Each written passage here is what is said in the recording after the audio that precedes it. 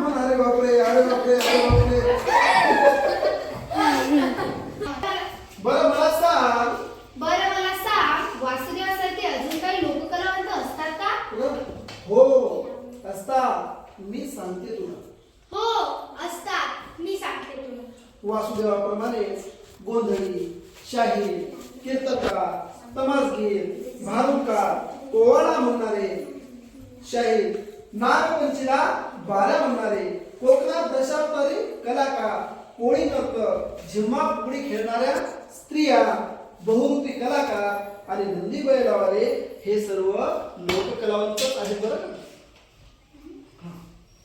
वासुदेवाप्रमाणेच गोंधळी, शाहीर, कीर्तनकार, तमासगीर, भारुडकार, पोवाडे म्हणणारे, नागपंचमीला बाऱ्या म्हणणारे, कोकणातील दशावतारी कलाकार, कोळी नर्तक, झिम्मा फुगडी खेळणाऱ्या महिला आणि बहुरूपी कलाकार, नंदी बैलवाले हे सर्व लोककलावंतच आहेत.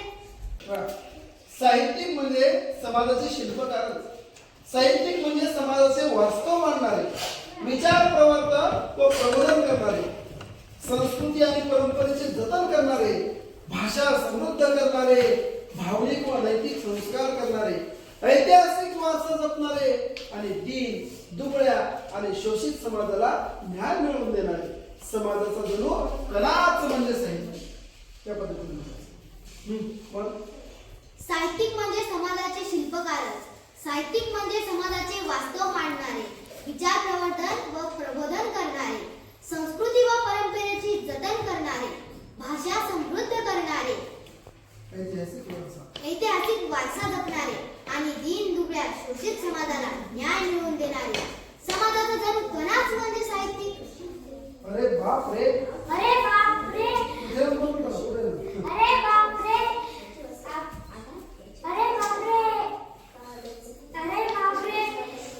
अरे बापरे, अरे बापरे, अरे बापरे.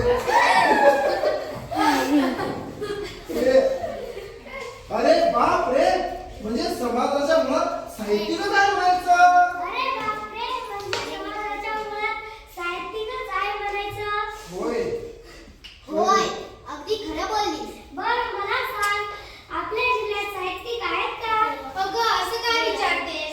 आपल्याकडे साहित्यिकांच्या हिरे, माणिक, मोती आणि सोन्याची खाण आहे.